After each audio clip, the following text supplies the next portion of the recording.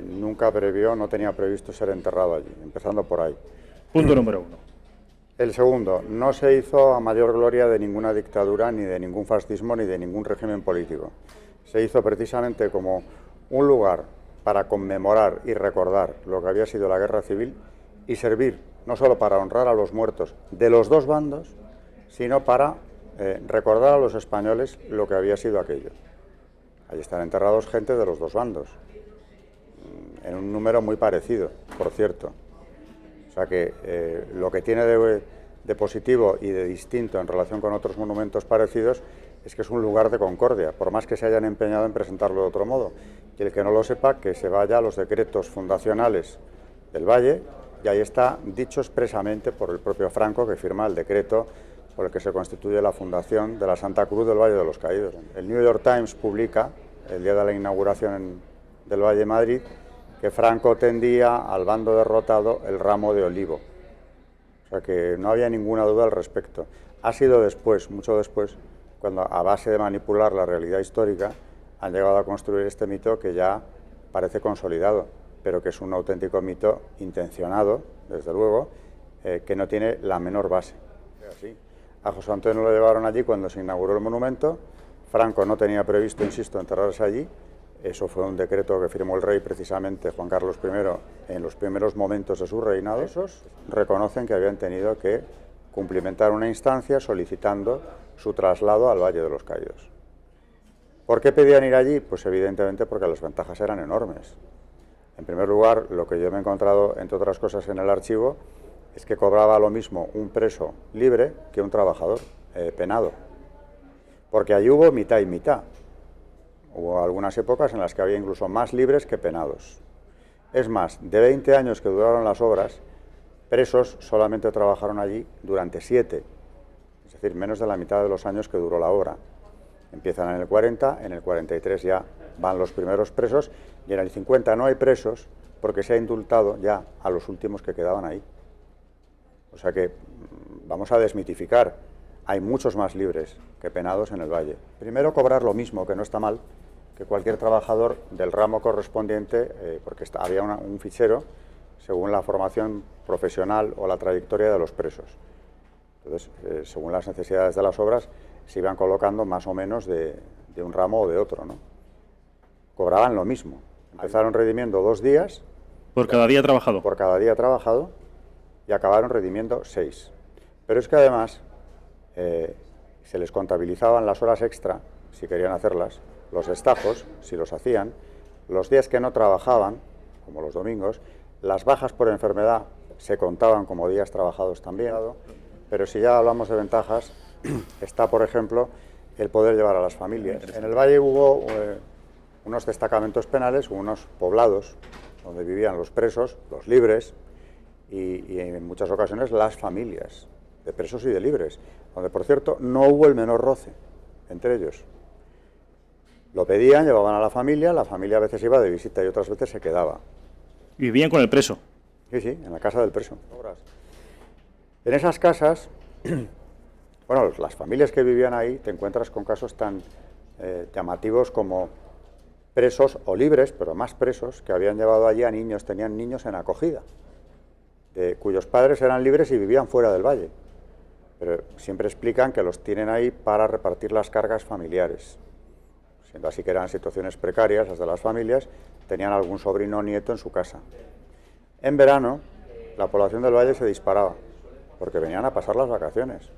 Y hablaban así de tranquilamente las vacaciones, hasta que en el 50, el regidor del Valle hace circular un oficio a todas las contratas y a los propios obreros, en el que dice que el Valle no puede convertirse en un punto de veraneo.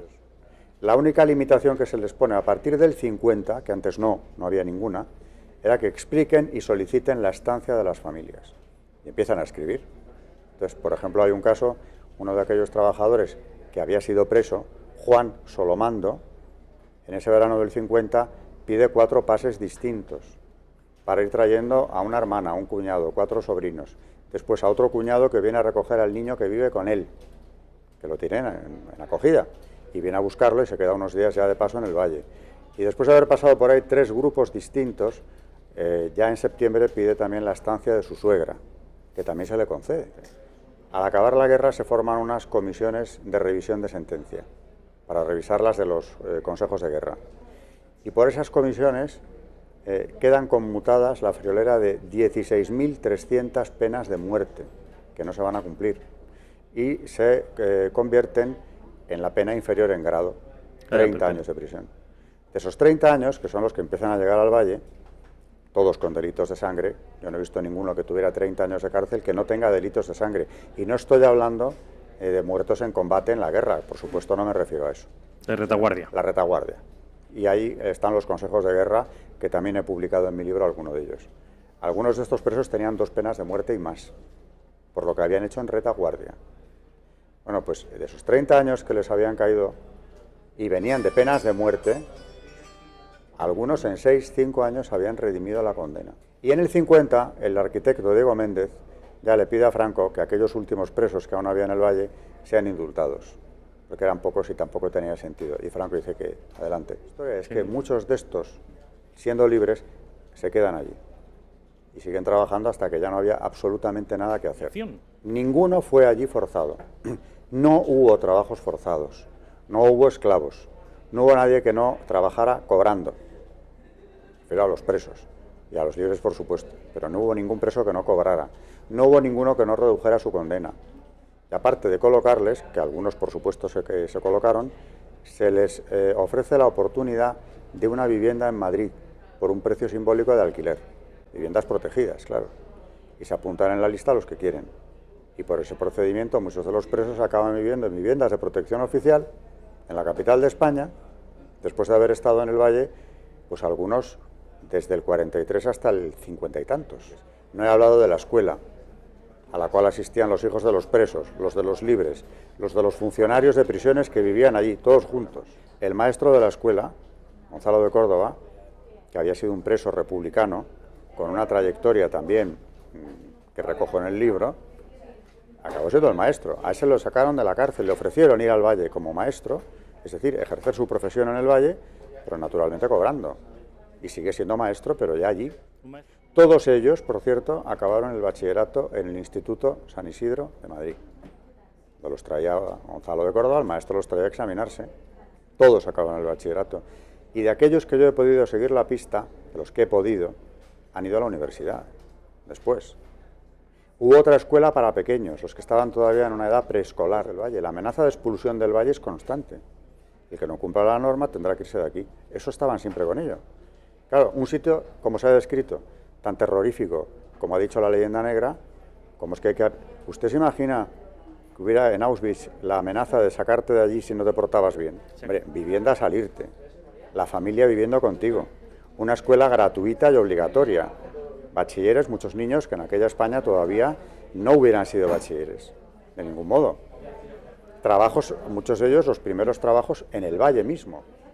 Muertos en la obra, que se habla de hasta miles de muertos, en 20 años de obras, la cifra yo dudo entre 2, y ahora digo por qué. 14 en 20 años, 14 muertos, o bien 18. El doctor Lausín era otro preso. Era un médico que había sido republicano, que perteneció al Comité Rojo de Aravaca, pueblo en el que pasaron verdaderas atrocidades aquí en la Guerra Civil, y que al acabar la guerra también llega al Valle con una pena máxima, que la redime allí. Allí se llevó a su familia también. Y es él quien, ya muerto Franco, le da ese dato al autor de este libro que mencionaba yo antes, a su hijo.